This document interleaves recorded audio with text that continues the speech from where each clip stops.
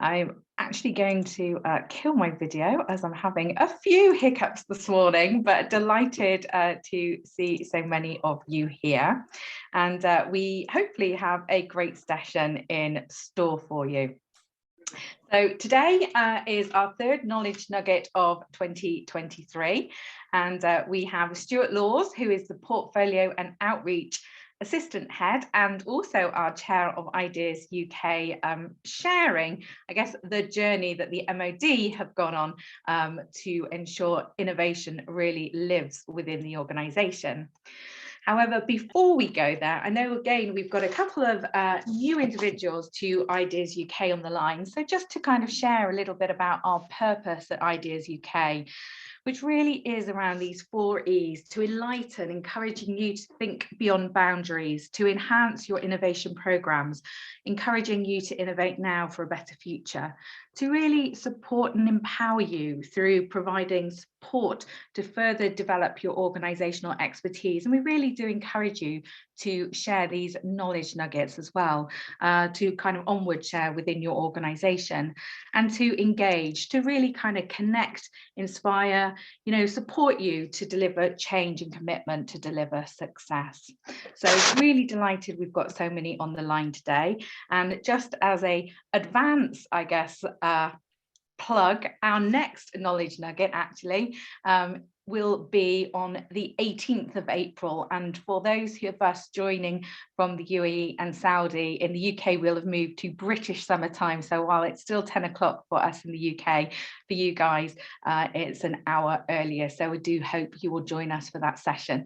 And we'll be publicising the link to attend that shortly. But for now, I'm going to stop sharing and hand over to Stuart, who's going to take us through the session today. So Stuart, over to you. Thank you, Zena. Let me just share my screen so that I've got what I'm talking about. So good morning, everybody. I am Stuart Laws, as Zena said. I'm Assistant Head here in the Defence Innovation Unit, where I'm responsible for portfolio and outreach activity. I'm also the chairperson for Ideas UK and a director at Ideas Shadow Coaching. So that allows me to pull in some perspectives from different areas and help what we're doing here in Defence. So what I'm going to go through this morning is the Defence Innovation Initiative, he says as he moves the slides on. So this is something which we started back in 2015 as part of the Strategic Defence and Spending Review, where we identified that we needed to be more formal with our approach to innovation if we were going to continue being the best and able to deliver effects against our adversaries. So on the screen now, you'll see a quick summary around the Innovation Initiative. So it's a 10-year programme with an £800 million budget. We think we can probably, as a minimum, double that, maybe even treble that, through the approaches that some of which I'm going to talk about today, through sharing some of that cost around activities and well. And the overriding aim of the initiative is for defence to become innovative by instinct. And that's really important when you take into account we employ people and we train people to resist change.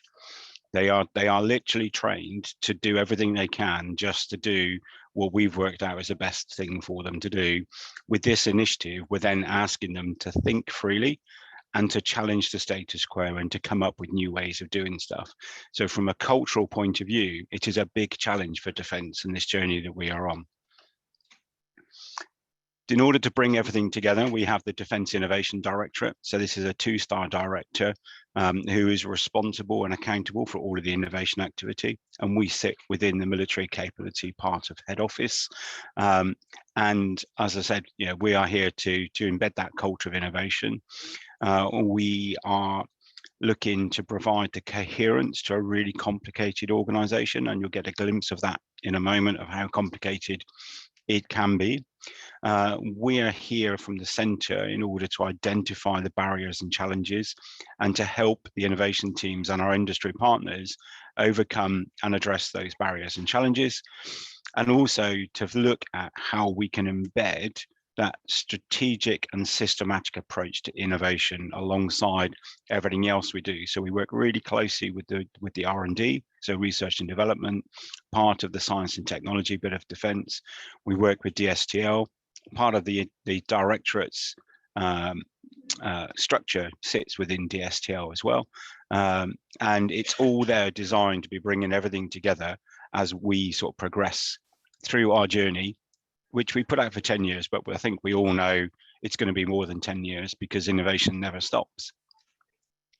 So the innovation unit itself, which I'm part of, we are here to do the strategy and policy and also to assist in the initial delivery of the projects and programs which you've identified and to provide that enabling support to the rest of the organization, whether that's defence or defence industry partners, either through work such as I do with my team, working directly with them, or through the tools and techniques that we provide for them.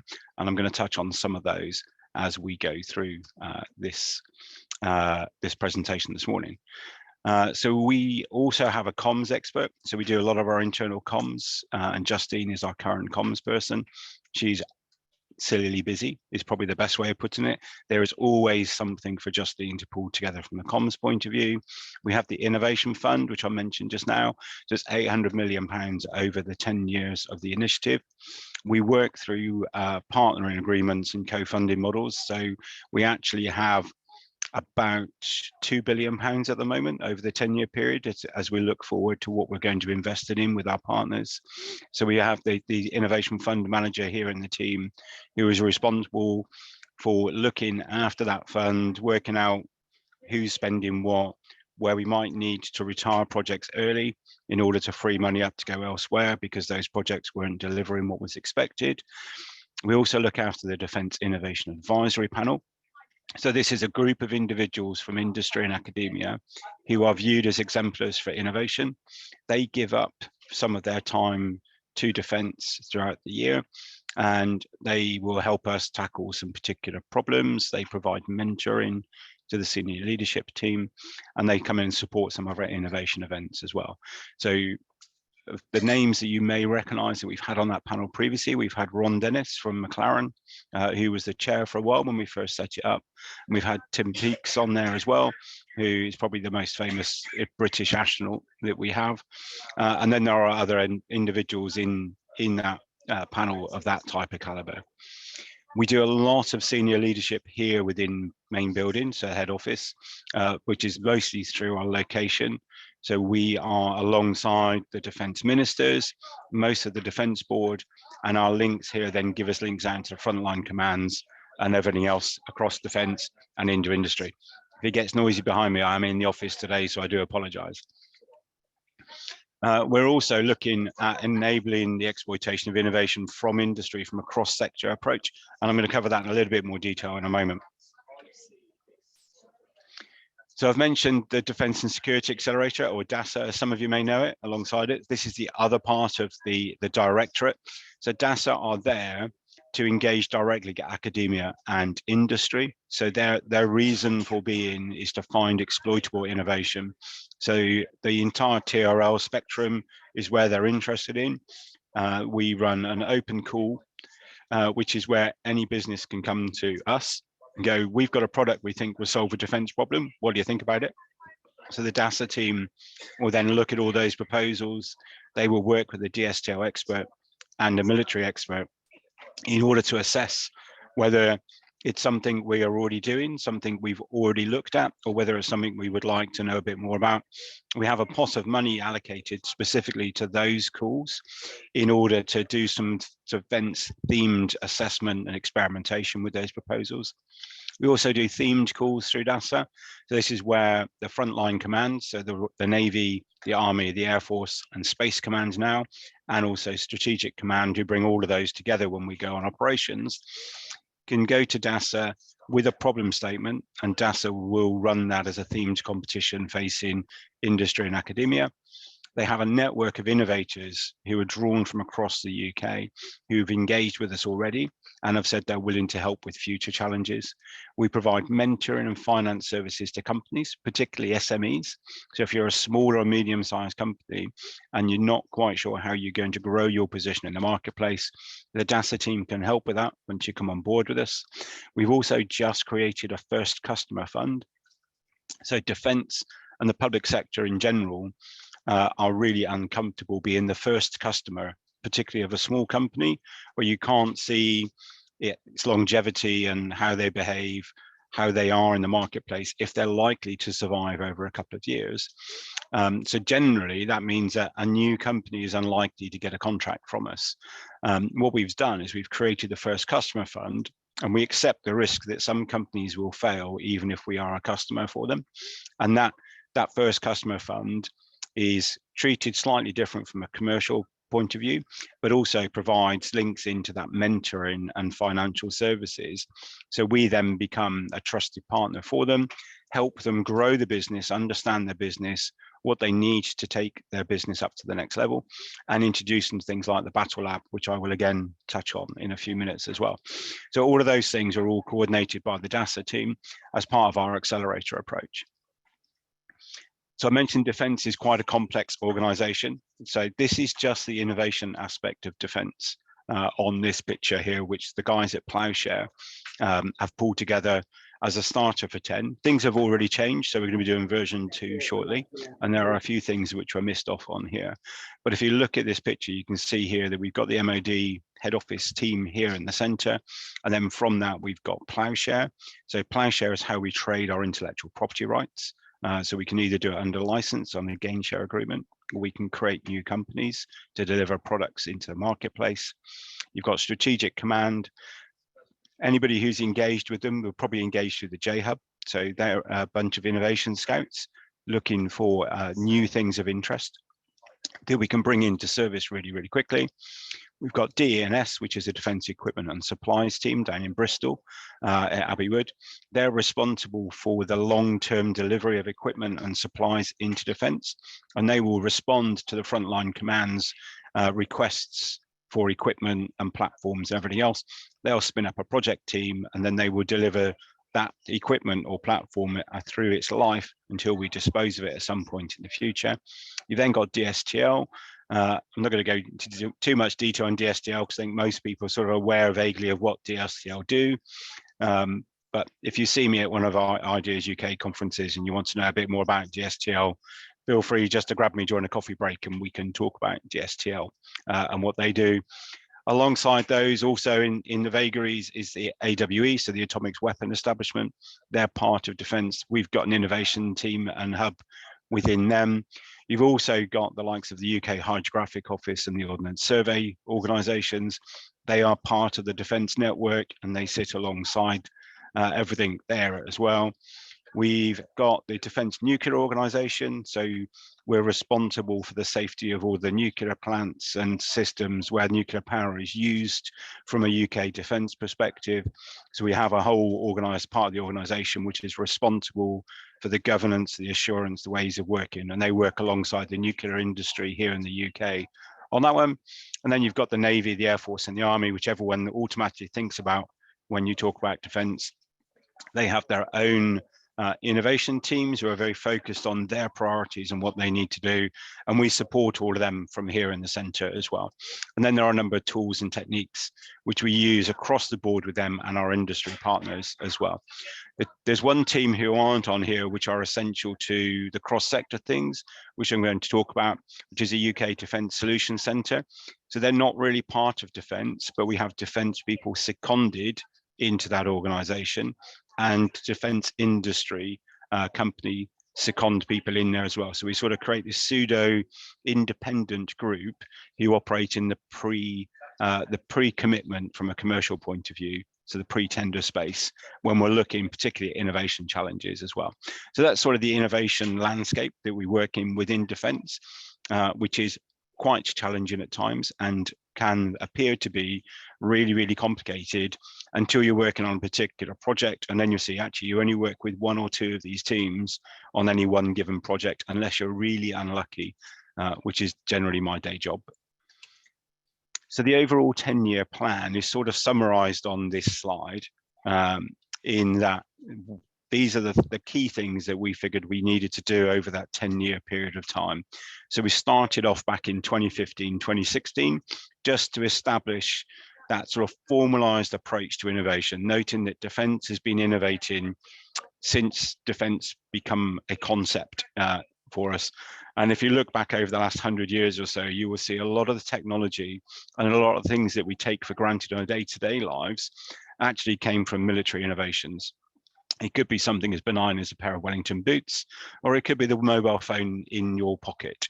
So the screens and some of the technology used in your mobile phone has come from a military need and is generated from military innovation as well. And then you can go to things like gin and tonic. I know there's some people on the call like gin and tonic.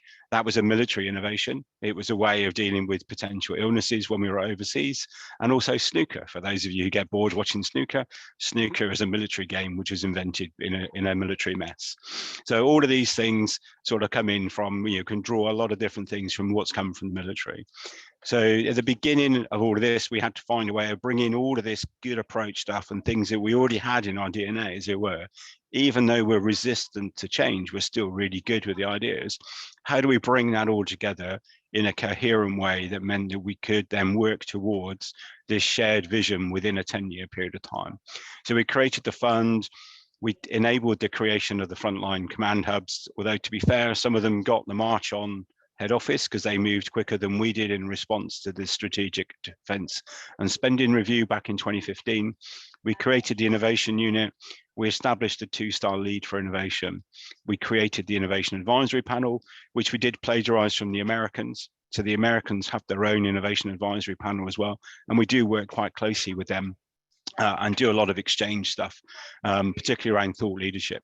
And then we established a Defence and Security Accelerator out of a team that was already delivering innovation into DSTL, but also looking to trade on the ideas and IP coming out of DSTL at the time as well. So we brought all that together in the first year or so. We then moved it all forward to, okay, so how do we start bringing this together as a systematic approach, which anybody in defence can tag into, and anybody in industry and academia can start to engage with us. So then you've got the second and third columns in this chart, which is what we've been doing the last couple of years. In order to bring all of those things together, we played a little bit with innovation priorities. We've realised that's not the right thing to do. So what we've done is we've taken the innovation priorities away as a separate entity. We now use a military capability challenges, which are agreed by the lead for military capability and Angela McLean, who is the current Chief Scientific Advisor for Defence. So they set the military capability challenges, and rather than have separate innovation priorities that we chase after, we all now use those challenge statements in order to not restrict what we're doing, but to perform a positive bias to what we're interested in. So if a project aligns to one of those 5 particular challenges, we are more likely to support an innovation project than it would do if it doesn't be one of those 5. Not to say that we won't do something else, it's just that's our preference. So that's part of our ongoing learning, in that we thought this was a really good thing to do, to have our innovation priorities. We then realized actually it's not really doing what we expected. So we've retired them and then we pulled in something to replace it. And that's why all of the key things on this slide is how we're doing those at the moment. And I've rated them this morning based on how I think we are doing. So there's no scientific methodology to it. It's just from a understanding point of view, am I involved or not? Where do I think we are with it? So some of the reds are because it's not easily visible where we are with it. So, we still have a lot of good work to do around communications and stuff for ourselves, but some of it hasn't been started yet as well. Risk at the bottom right-hand side is our biggest one. Defence loves to understand and own the risk. If we understand and own the risk, there is no stopping us. If there's a degree of uncertainty or we don't really understand the risk, then everything starts to slow down while we try and figure out what the risk is and how we can manage it and how we can mitigate it. And that's probably our biggest challenge towards innovation, is that owning the risk. When we're on operations, it's really simple, because the operational commander is empowered for everything they need to do to deliver the operation objectives they've been given. What they say goes, which then means in the operational context, all the risk is understood, managed and owned at the local level, and they can be really flexible, really agile in their approach to things. When we're not on operations, there is an awful lot of shared risk. So you haven't got that single person who owns the risk. That then means that I've got to go and sell my idea to lots of different people, get their buy-in, go and find the money and all the rest of it, all of those things that we all love to hate, in order to make a change. And because we've got time to think about it, we consider more of the risks, and that slows everything down again as well. So trying to figure out how we get around that one is one of the biggest challenges we're working on at the moment. And that will then open up that culture to where we are innovative by instinct by the end of it as well. We've just launched this year a new training approach with public. That's a 3-tier approach, which everybody in defence can sign up to and go to, and we pay for essentially. It's turning out to be a really popular and really well attended Peters training. And that allows everyone to understand what we mean by innovation in defence, but also how they can go about doing it, some of the really good approaches to innovation. And then the 3rd tier is all around the senior leadership. So we're mentoring and guiding them around what it needs to be a good senior leader when it comes to innovation as well. So I think probably at the moment, apart from the work that I'm personally responsible for, I think the training bit is probably one of my favourite things that we're doing at the moment. So I've mentioned different tools, techniques and things that we provide to allow people. So I picked out a few of them. There are quite a lot of them. So the 4 which I'd probably pick out as personal favorites of mine are the playbook. So the playbook is a Wikipedia approach to sharing good practice for innovation. So this is where anybody in defence can come to our internal Wikipedia. They can have a look at the playbook. They can see what the good practice currently is for delivering an innovation project. They can see who else has delivered it through the case studies. They can go and talk to them, and they can then work through what they need to do if they would like to do an innovation project of their own. We then got Defence Ideas, which is on the ideasUK platform. So this is what we use for crowdsourcing, and we use it both internally and externally. And that's been really, really good. I think at any one time, we have 90 to 100 challenges running across defence. We've got about 35,000 users on there at the moment. And next month, we're going to be fully integrating it into Teams with single sign-on. So for anybody on the network, with a little bit of effort, because they're going to have to configure their Teams tab and stuff, we'll be able to highlight the area of interest on that platform to their team and their sub channels in order to maximize the engagement for any challenges which they're running at a time. We've got Orchard. So Orchard is a system that we've designed internally and delivered with our partners. This brings together all of the activities for transformation, experimentation, innovation, and research and development, so that we've got one platform that provides you that executive summary view of every activity. That way, if I want to go and do a project, I check Orchard first. Somebody may be doing it already, in which case I can then identify who the senior responsible owner is, what the intent of the project is, and whether what I'm doing is a duplication, in which case I don't do it. I talk to the SRO, and I then take the next step for them with my project. Or I can see that it's not been done before, so therefore I can then kick off my project. I can then add it to Orchard, and everybody else can then see what we've done as well. We're also looking, when I say we, it's actually currently just me at the moment, but I'm working with a NATO team around how we can take that approach and include all of the NATO countries and allies and partners as well, so that across NATO we are sharing our experiences and our experimentation and our innovation projects and the problems that we're solving along the way. So we've got that more coherent approach from NATO as well as just the UK as well. And then ICN is the Innovation Champions Network. I love this one because this is pretty much people putting their hands up and going, I'm happy to help other people pursue innovation. I can share my time, experience and expertise to help your project. And not only that, but the Champions Network is currently chaired by a senior rate, supported by members of the senior leadership team. So where you might expect a network of that type to be led by a member of the senior leadership team, what we've actually done this way is we've turned it around. We've got a senior naval rate who is in charge and running that network, and they're supported by members of the senior leadership team. So really effective. They've got their own channels, they've got their own discussions going, they're giving up their free time to support innovation projects happening across defence, not just in their part of the organisation as well. So that's been really, really positive. So I've mentioned cross-sector innovation challenges. So these are slightly different to our normal innovation challenges in that we're not looking to demonstrate the art of the possible. What we do with the cross-sector innovation challenges is we are looking to generate new products that can be purchased in the marketplace as soon as a challenge has ended. So the overriding thing is this has to be a new product which meets the challenge that we've set. We have currently done 3 of these challenges. So we did one around subsea automation. So we brought the Royal Navy and the offshore oil and gas industry together. They created a £10 million pot of money for innovators to access in return for products. Off the back of that one, we are ending up with 3 products that the Navy and the offshore oil and gas industry will be able to buy. So one is around a swarming drone system for underwater maintenance. So basically a whole bunch of drones know what they should be looking at, what they should find for wind farms. They go out, they do the investigation you would normally spend days with a diver doing, and report back when they see something which doesn't match what they were expecting to see. The operators can then make a decision about whether a diver needs to go in the water or whether it's nothing to worry about. So that's the first project which is coming out of that cross-sector challenge.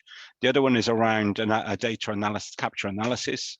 So the drones have some sensors, they go into the seabed, they find something of interest, they're able to analyze it at the edge and then transmit the data back as well. So prior to that particular project, to do the same thing was really cumbersome and quite costly. So it took a lot of power and the data transfer was really slow. The team behind that project have managed to speed it up by a factor of 8 and use a lot less power in doing so as well. So that's going to be really good, particularly around identifying things of interest, mineral deposits and all of those sorts of things as well. So that's quite interesting. And the third one is underwater imagery to the same quality as Google Earth. And anybody who knows anything about working underneath water, imagery is really hard to do underwater. It's always grainy, whatever you try and do.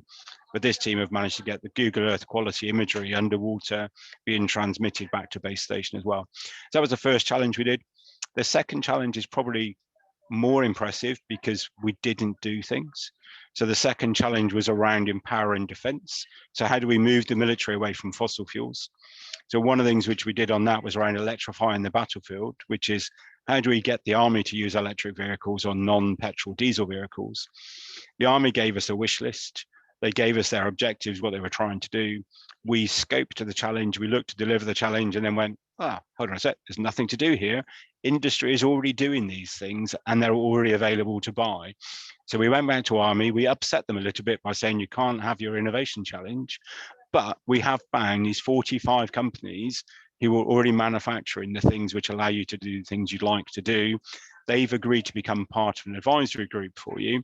So we now have a group of industry leading companies advising the army around what they need to understand in order to move the military away from fossil fuels going forward. So it's not just about giving them an electric vehicle, there is all the secondary and tertiary aspects to that as well. So how do we support those vehicles when they're on operations? How do we ensure they can operate when they're not on the infrastructure that they've been designed to be on? How do we then provide that supply chain and that support aspect to it? What does the industry supply chain look like in order to provide and support that equipment? So the Army is now able to look at those aspects rather than just, is it possible? We also, if you follow it, hosted the final Extreme E race last year. Which was hosted at Bovington. So Extreme E is off-road electric racing where there's no footprint left behind. So have a look at it if you haven't. The drivers are psychotic. What they do with those electric off-road vehicles is nothing compared to what anybody else would do with them. And they are just completely and utterly psychotic behind the wheel. And it's male and female teams as well. So both drivers have to drive equal amounts of the race, which therefore then it automatically makes it even more interesting, because not only is it just one driver per team, you've got 2, but it's also a male and a female driver. And I'm sure the girls are actually worse than the guys when it comes to the danger they put themselves into driving those vehicles as well. So if you haven't seen it, please do look up Extreme E, because it's really, really interesting and a good way to demonstrate how we can still have fun without using fossil fuels as well. The latest cross-sector challenge we did is around high altitude intelligence. So this one we worked with the Joint Maritime Security Centre, the General Lighthouse Authority in Inmarsat. What we did on this one is we looked at the challenges around disasters. So there's been quite a lot of natural disasters over the last couple of years. And we've noticed when we've come in to support those, that actually it's quite hard to get imagery which shows you the scale of the devastation which has been caused. Restored communication so that people who've survived the disaster are able to let people know they're okay. But then how do you then support first responders going into those areas so you can guide them to where they're going to have the most impact, but also allow them to communicate with each other without causing congestion on the network. So that was our first challenge scenario. It's like we want to use a stratospheric platform because there's less congestion at that level. What payloads do we need in order to allow those things to happen? And then the other one was around maritime security. So there's a lot of danger on the shipping lanes as they become more and more congested. There are unfortunately more accidents happening at sea, and it could take a couple of days before you're found if you're in an accident at sea. So the other part of that high altitude challenge was around how do we identify when there are dangers to shipping or things aren't on the shipping lanes, so things aren't where they should be, so that we can then investigate to see if there's a potential problem, but also warn other vessels that there is potential dangers in the shipping lane. In the event of there being an accident, how do we identify a survivor in the water and guide people to the survivor in a much shorter time frame than currently? Because at the moment, unfortunately, if you're on a shipwreck, nobody knows about it till somebody discovers the wreckage, by which point any period of time could have gone, depending on how busy the area is. That could be a day, could be longer. The search and rescue teams then come in and they will search the area in a search pattern. So again, it could be 8 hours plus before you're found, at which point you're probably not a survivor anymore. So what we've said on this challenge is we want to be able to identify a survivor in the water and guide people into the survivor so we can then pull them out. And our virtualized simulations around that mean that potentially the system would identify that an incident happened and have rescue on the way within an hour of it taking place, which obviously is much better than somebody maybe discovering it and then calling for help and then 8 hours plus going through. So that's the 3 challenges we've done so far on the cross-sector thing. And so the key thing for them is there's something to buy at the end of the 2-year period of time. So the stratospheric ones I've just talked about will be available for testing on their maiden flights in summer 2024. And all the money has gone to them at the moment through Innovate UK. So we've all enjoyed COVID the last couple of years. So we've taken all of this innovation drive that we had behind us over the last couple of years, and I've picked 2 of the projects that you may be more familiar with, but then not realised Defence was responsible for them. So first one was we identified with the ambulance services that it would take 75 minutes to sanitise an ambulance between COVID runs. So there's a lot of people you can go and get and bring to help in 75 minutes. So we worked with the Welsh Ambulance Service and we identified a way of decontaminating an ambulance within 10 minutes using a fog-in decontamination system.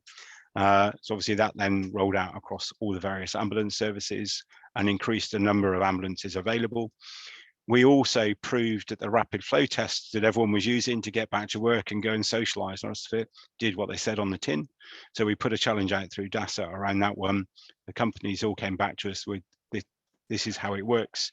We selected the one which was the most accurate and the shortest time frame, and that was one that went in production and everyone was using to get back to where we are with everything going forward. Those of you who are members of ideasUK, you might remember VirusEnd.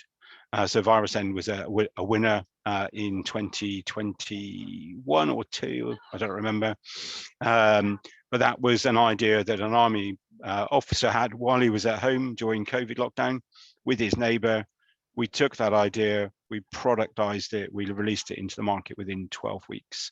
And that was all using the ploughshare and DASA approach to it all as well. So along with everything else you saw in the news, these are some of the things that were happening from a defence innovation point of view behind the scenes. So we were going to hand over to Trevor. Unfortunately, Trevor's not been able to join us today. So I'm just going to take a couple of words around some of the Army innovation stuff as well.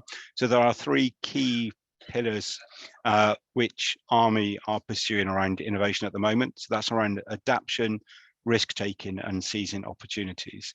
So we've got Project Mercury, which is all around how do we deliver tomorrow's armed forces today.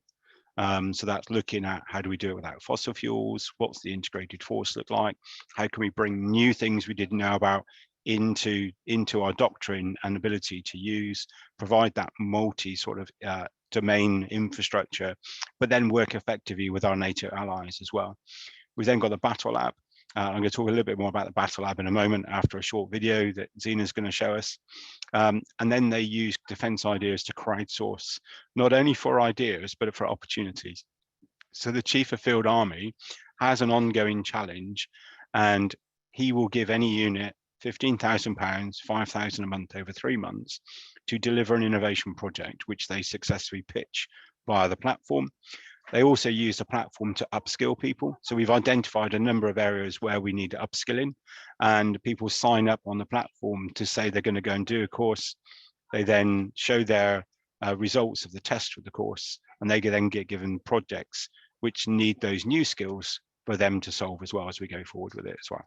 So I'm going to pause there for a moment and see if we can run the Battle Lab video, and then I can talk a little bit more about the Battle Lab and then answer any questions. I was going to say, I think it would be good once we've done the video to take any questions. Yes, no worries at all. Thanks, Stuart.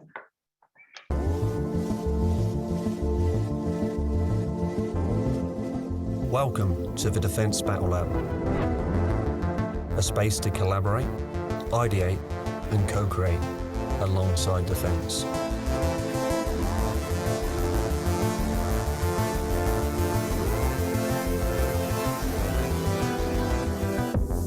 Why does Defence Battlelab exist? We exist to make engagement easier, on the grounds that the earlier the problem, the solution and the end user can be engaged, the faster each will benefit by building the right thing, the right way, at a pace of relevance. Battlelab exists to foster collaboration, to bring teams of teams together to tackle complex problems. A space to think, to challenge assumptions and develop hypotheses. Through design thinking and lean experimentation, we seek to reduce uncertainty, for implementing a change adds value. The Dorset Innovation Park was chosen because it's central to concentrations of military personnel and sites.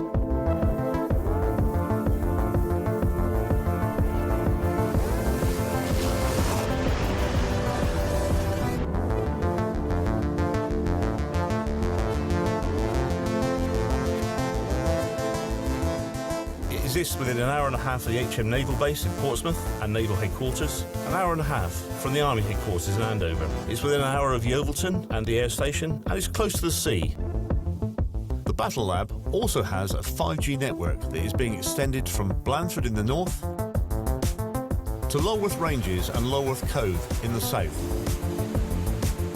This network will also be a critical enabling component of an electronic digital environment that will allow users to experiment with data and open architecture software in a standalone safe environment. Defence Battlelab is a space for you.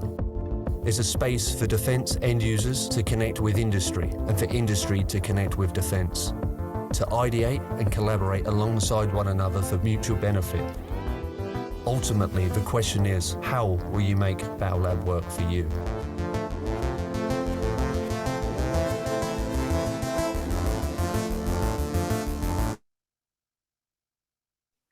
Cool. So there we go. So that's the Army Battle Lab. The thing which they didn't cover in the video was the Battle Lab is actually a net zero build.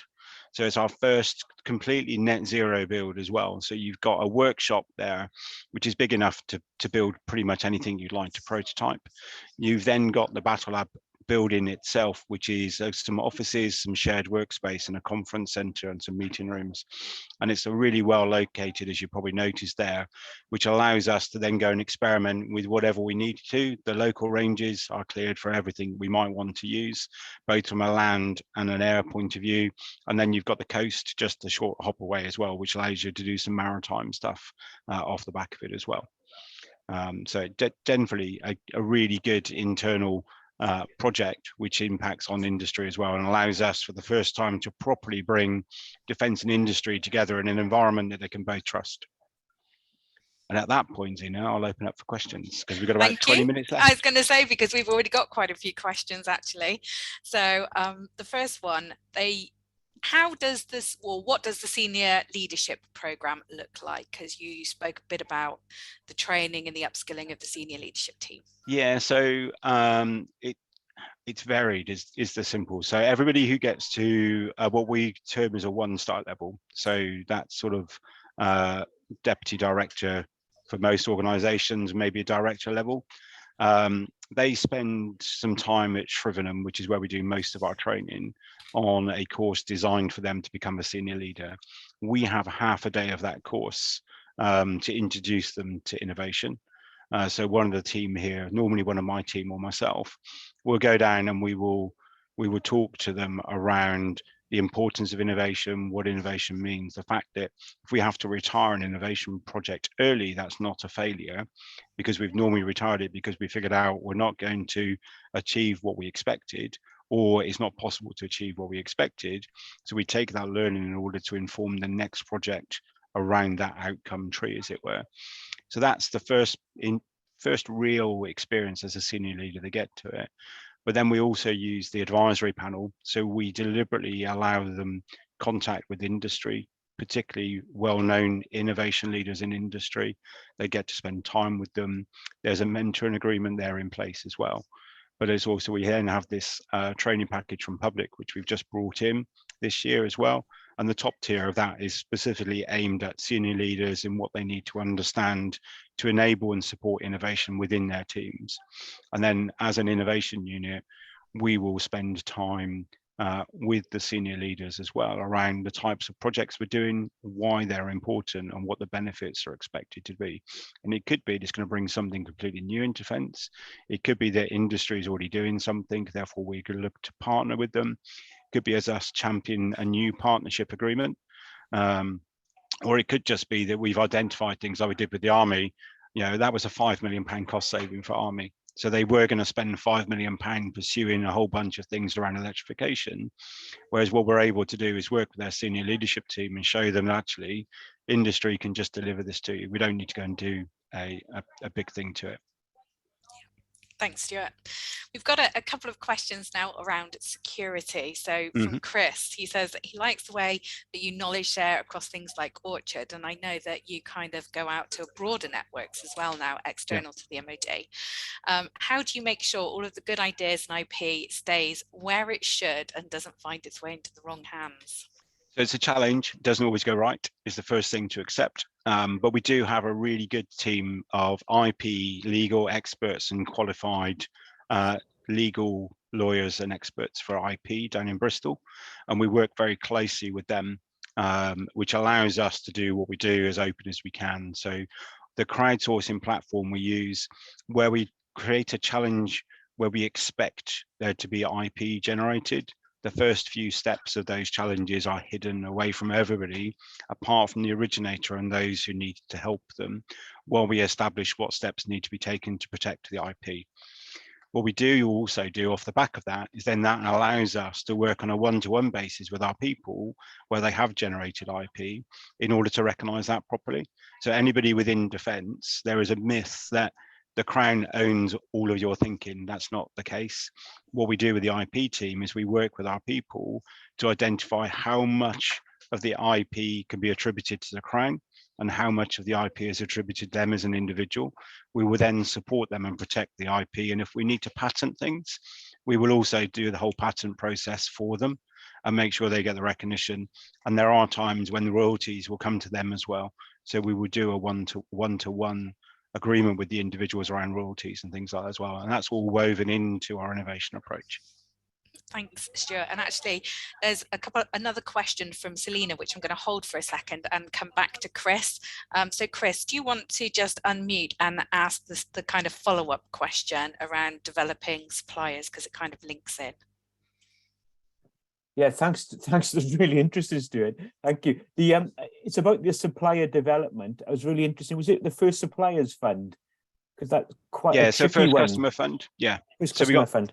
Yeah, so DASA, we've just established a first customer fund with DASA, and that's pure, where we are literally the company's first customer, because we've noticed that a lot of the things we're really interested in are coming from startups that haven't got a customer base. Therefore, from a commercial point of view, the risk appetite is really low to work with those organizations.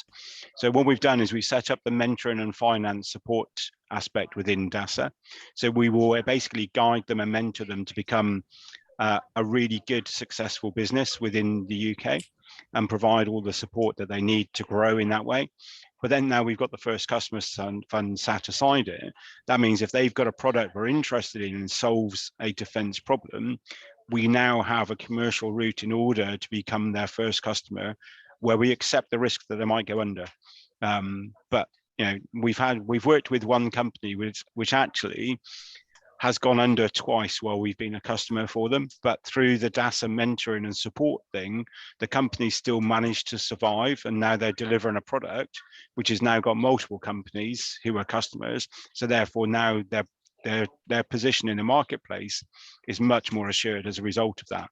But if we hadn't been there to support them, I'm not sure they would have survived going under twice, as it were. They say fabulous. You're a business development organization as well. We're trying. Yeah, fantastic. Thanks, Stuart. So then there's a great question around AI. How do you plan to cope with AI technology that could benefit and potentially threaten defence? So we are just in the final stages of setting up the Defence AI Centre.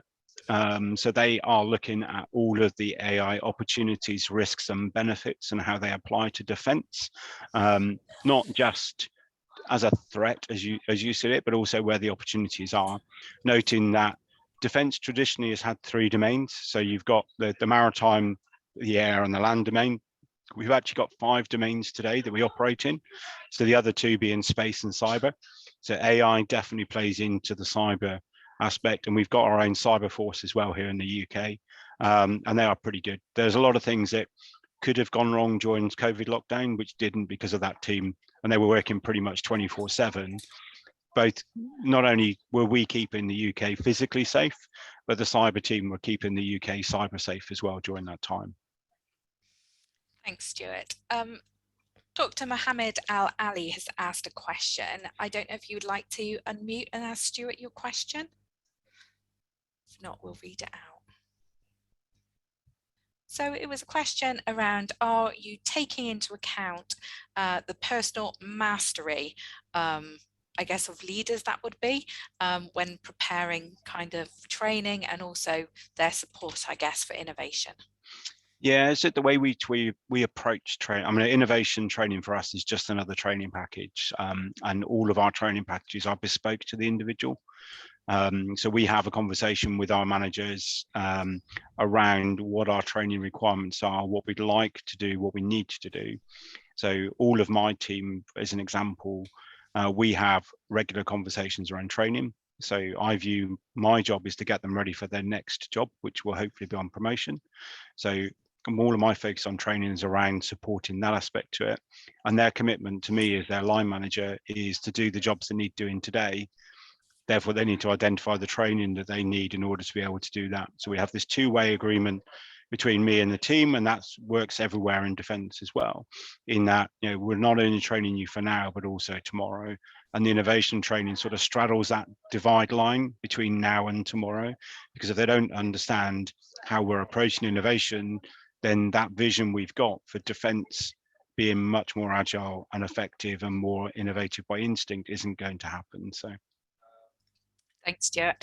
That's all the questions we've got in chat. Has anyone got any final questions? I appreciate we are a couple of minutes over, so if not, then I'd just like to say a massive thank you, Stuart. I think it's been really informative and really useful to see in an industry that's so highly regulated and sensitive in so many ways, that you are still pushing all the boundaries to innovate. So thank you very much for not only sharing that, but also being our chairman at ideasUK. Right, you're welcome. So the next, as I mentioned, session is going to be on the 18th of April, and it's around learning and the brain, so developing innovative people and teams. So I've popped the link to be able to register for that session into chat, and hope we see you all again next month. As you can see from this, we offer a range of various sessions, so also if there are specific topics that you would like to see as one of these kind of knowledge nuggets, then please do get in touch with us. But for now, thank you, and thanks again to Stuart, and hopefully we'll see you next month. Take care.